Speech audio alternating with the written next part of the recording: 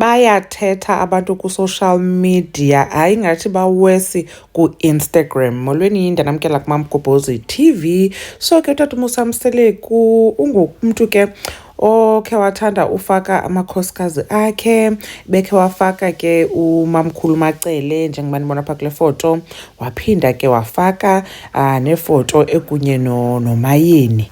Ngoku ke ngoku sambona wafaka ekunye noMakhumalo. Hey, bathetha ke abantu sana wathi omnye, this relationship doesn't have that thing man. Weleka ke noboyitumelo esithi they have become more like brother and sister.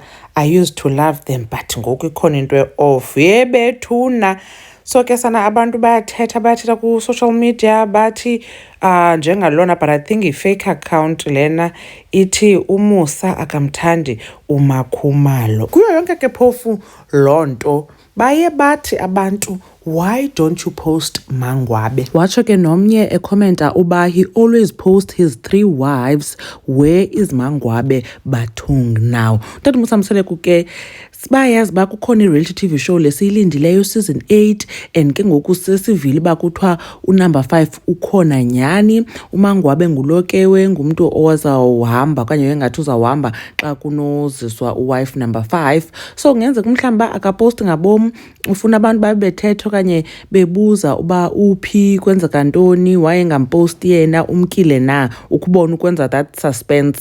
But ke unyana kaMangwabe ebesando graduator, sabona ke utata Musa Mseleku ekhona befotile ke bonke. So akukabikho indication yoba uMangwabe akasekho kwaMseleku, okanye mhlambi ke kwaMangwabe akathanda uba abe epostwa mhlambi ke kwangenxa yezinto eziye zithethwe ngabantu kwi-comment section. But anyways, sawubona ke abantu bayakhalaza sana, bafuna nova, bayacaphuka bakutheni uMangwabe engapostwa. Abantu ke bathi hey, hayi uMakhumalo notata Musa Mseleku seyingathi ngu-brother and sister.